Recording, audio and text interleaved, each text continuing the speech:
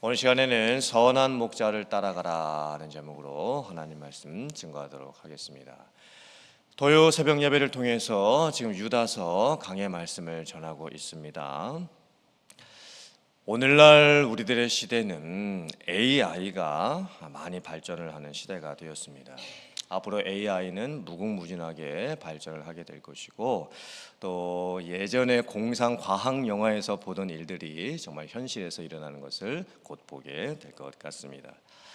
그런데 요즘 AI가 발전을 하면서 보이스 피싱 범죄 수법도 아주 교묘해지고 있다고 합니다.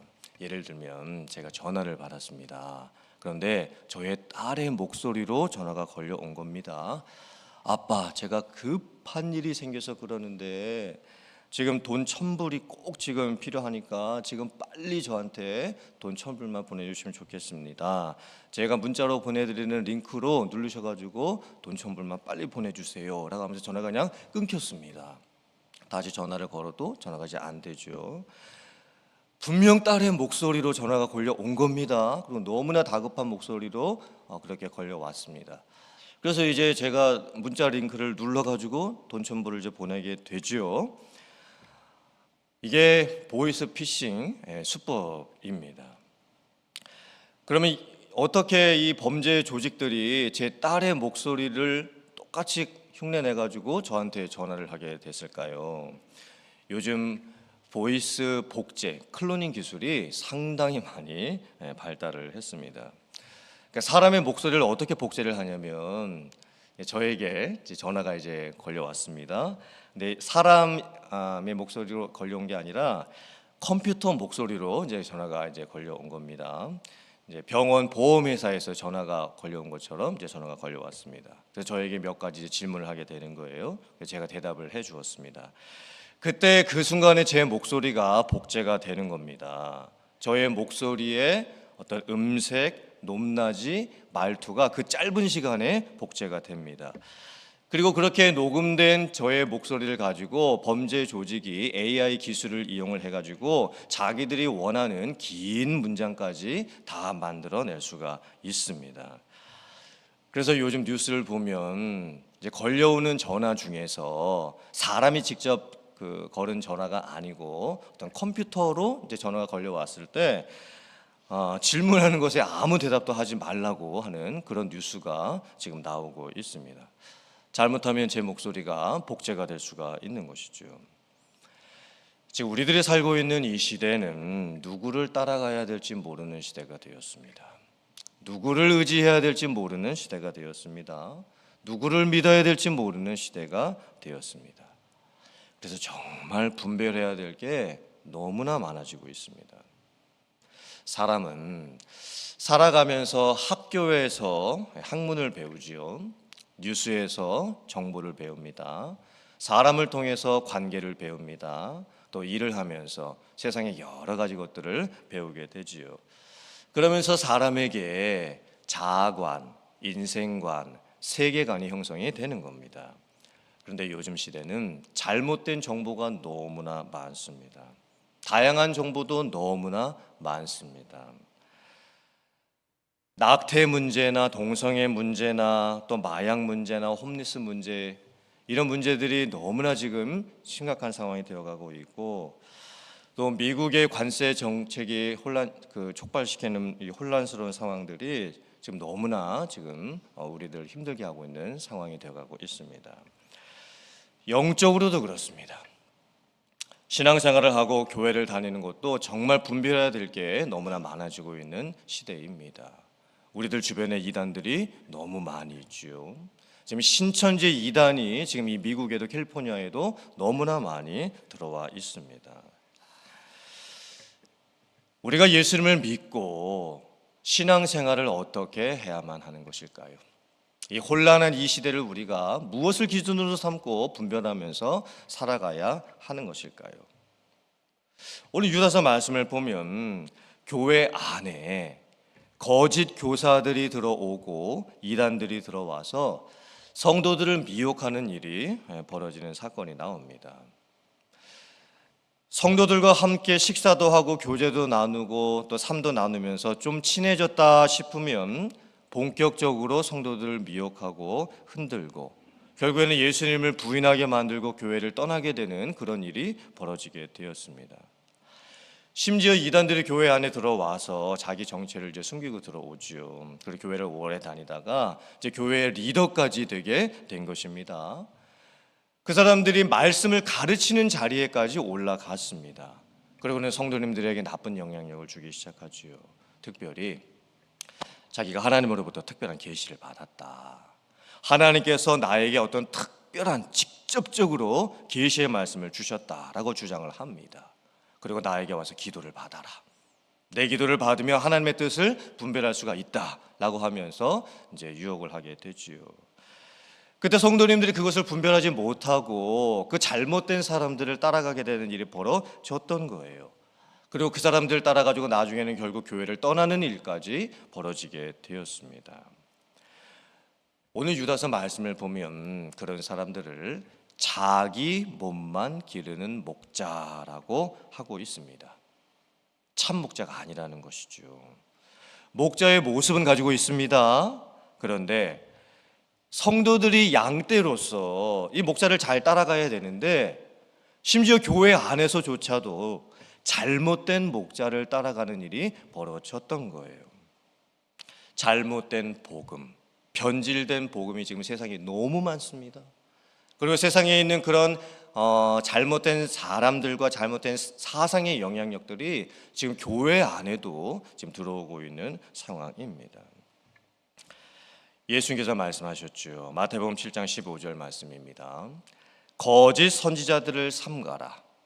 양의 옷을 입고 너희에게 나오나 속에는 노략질하는 일이라.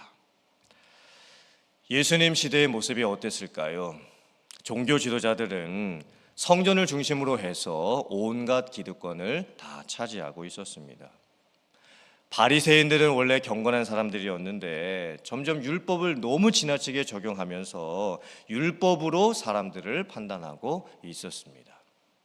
사두개인들은 아예 부활이 없다고 주장까지 했고 신앙과 종교를 자기들의 신분 상승의 수단으로 여기고 있었습니다. 많은 사람들은 유대교라고 하는 율법 종교에 빠져 있었지요.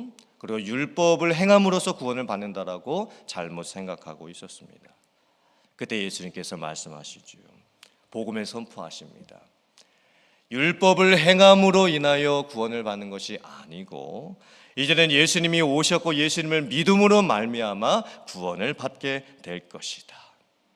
예수님께서 십자가에 달려 죽으심으로 말미암아 죄 사함이 있게 되는 그런 구원의 역사가 있게 될 것이다. 예수님께서 오셔서 천국 복음을 선포하시고 하나님의 아들 되심을 말씀해 주시고 또 기적들을 보여주시고 예수님을 믿음으로 말미암아 구원을 얻게 되는 십자가 부활에 관련된 놀라운 말씀과 또 그 사역을 이루어 주셨습니다. 그러함에도 불구하고 많은 사람들은 여전히 예수님을 믿지 못했습니다.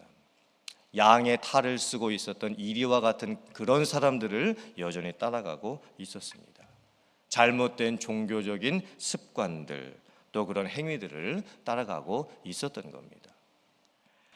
사도행전 20장 말씀을 보면 바울 사도가 이제 선교를 하고 이제 다시 에베소 장로님들을 만나서 이제 에베소 교회를 이제 떠나게 될 때 장로님들께 부탁을 하는 내용이 나옵니다. 그 내용이 이렇습니다. 장로님들, 제가 이제 떠난 후에 3년 동안 제가 에베소 교회에 머물면서 교회를 개척하고 또 교회를 섬기고 또 양떼들을 돌보고 또 가르쳤는데 제가 이제 다른 선교를 위해서 지금 떠나게 되었고 제가 떠나고 나서는 교회 안에 사나운 이리가 들어오게 될 것입니다.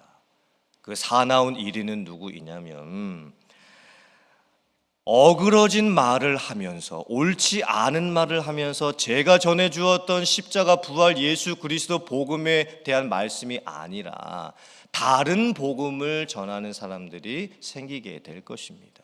그리고 여러 성도님들이 그 사람들을 따라가게 되는 그런 안타까운 일도 벌어지게 될 것입니다. 제가 장로님들께 부탁을 드립니다.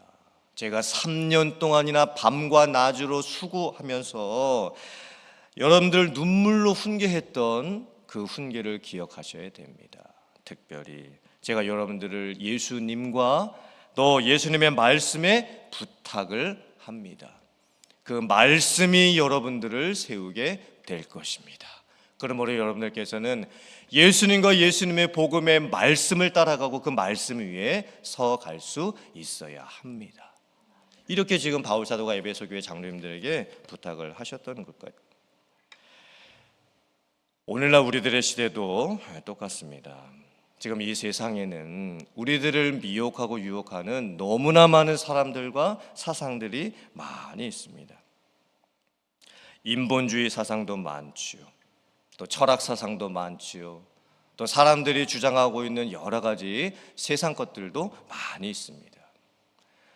쾌락주의를 비롯해서 우리들을 유혹하고 시험하고 넘어뜨리려고 하는 것들이 지금 우리들 주변에 너무나 많이 있습니다. 해결책은 너무나 명확합니다. 예수님과 예수님의 복음의 말씀 위에 서 있으라. 그 말씀이 너희들을 세워 나가게 될 것이다. 결국 우리들의 믿음을 지킬 수 있는 방법이 무엇일까요? 또 우리들의 교회를 지킬 수 있는 방법이 무엇일까요? 예수님과 예수님의 말씀입니다. 우리가 따라가야 할 선한 목자는 오직 예수 그리스도이십니다. 예수님께서 요한복음 10장에서 말씀하시죠. 나는 선한 목자라.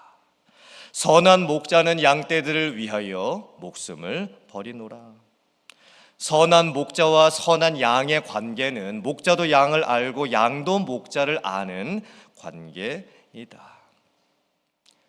선한 목자도 중요하지만 선한 양도 중요합니다.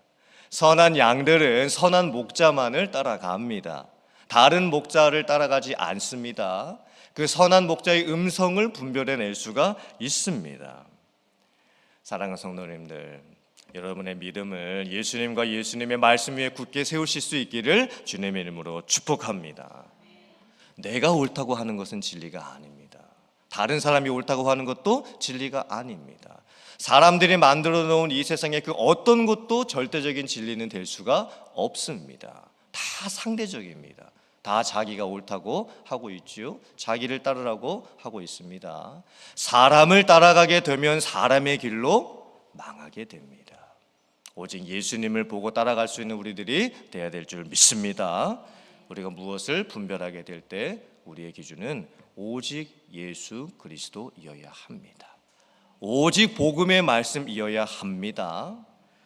복음 안에서의 영적인 분별력을 가지고 이제 여러분들께서 선한 목자 대신 주님만을 따라가며 그 말씀을 듣고 행하며 순종하면서 살아갈 수 있는 여러분들 다 되실 수 있기를 주님의 이름으로 축원합니다. 아멘.